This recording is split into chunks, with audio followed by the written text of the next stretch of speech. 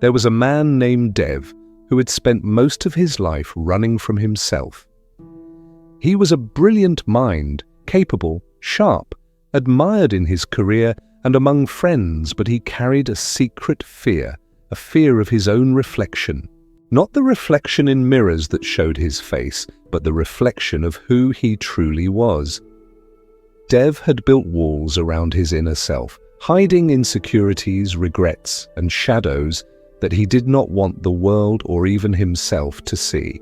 From a young age, Dev had learned to present only the version of himself that he believed others would approve of.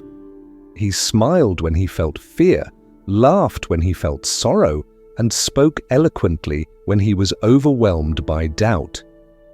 Each act of concealment was a small betrayal, a step further from the man he truly was.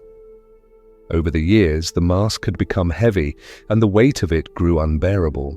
One evening, after a particularly taxing day, Dev found himself wandering through the quiet streets of his neighborhood. The city was alive with distant sounds of laughter and traffic, but he felt isolated, as if moving through a bubble where the world existed around him, but not with him. His steps led him, almost instinctively, to a small temple tucked between two buildings, a place he had passed 100 times without noticing. Tonight, he felt drawn to it.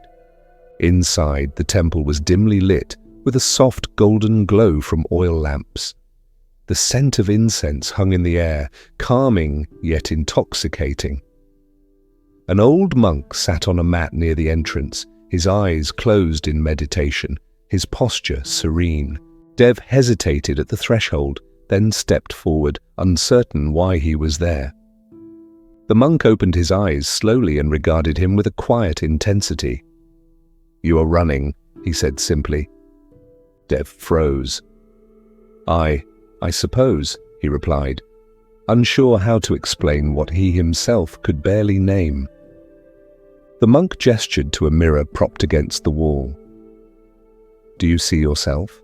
Dev looked and saw the reflection of a man in a sharp suit, standing tall, composed, and unflinching. "Yes, that's me," he said. The monk shook his head. "No, that is the mask. The reflection shows what you allow the world to see. But who is the man behind it? The one you avoid every day, even in your own eyes?" Dev's heart raced. He had never confronted this truth so directly. The reflection was familiar, yet it was a stranger. He had built a life on appearances, on control, on the carefully constructed facade. And yet, in the quiet of the temple, he realized how hollow it had become. "Why am I afraid?" he whispered. "Because to see yourself fully is to face all you have denied, all you have hidden, all you have feared," the monk replied. "And yet, without that reflection, you cannot know freedom, you cannot know peace, you cannot know yourself." Dev felt a tremor of panic. He had spent decades protecting himself from this moment. And yet, he felt a strange pull, a curiosity he could not resist.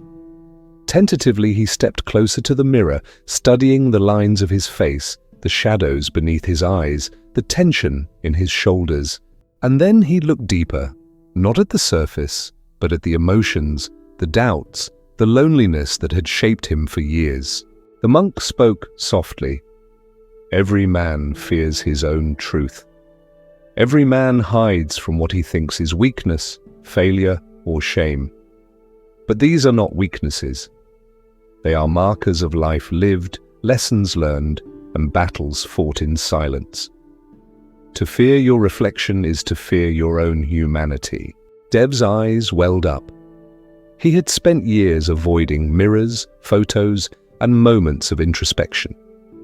He had avoided seeing the man who was afraid, insecure, and imperfect. And yet, standing here, he felt a release he had never known. Tears streamed down his face, but for the first time, they were not shameful. They were cleansing.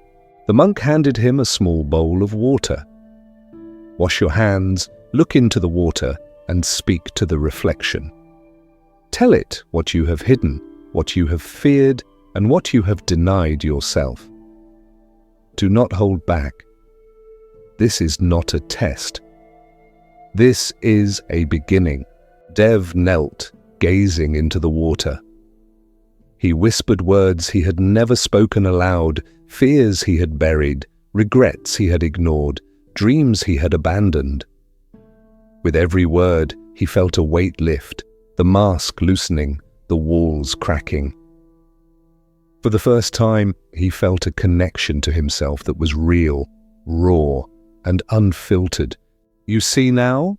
the monk asked.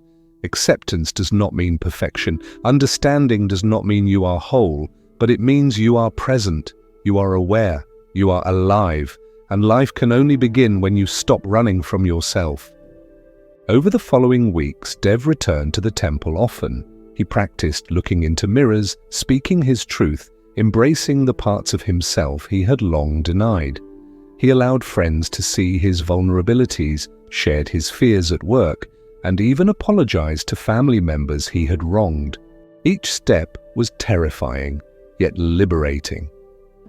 He discovered that authenticity brought connection, courage, and a depth of experience he had never known. One night, as he left the temple, the monk spoke one last time. "Your reflection is not your enemy. It is your teacher, your companion, and the doorway to freedom. Fear it, and you remain trapped. Embrace it, and you are free to live fully." Listener, pause for a moment. How often do you hide from your own reflection, afraid to see the truths you avoid? How many masks do you wear every day? And what do they cost you? And yet, what if the act of facing yourself fully, honestly, vulnerably, was the key to freedom, courage, and connection? And Dev's journey was not complete overnight. He still faced doubts, fear, and moments of hiding. But now, when he looked in a mirror, he saw not a stranger, but a man he could acknowledge, forgive, and grow with. And slowly, he learned that the deepest fear often contains the most profound opportunity for transformation. The question I leave you with is this: are you running from your reflection, or are you ready to face yourself, embrace your truth, and finally discover the freedom that comes when you stop hiding?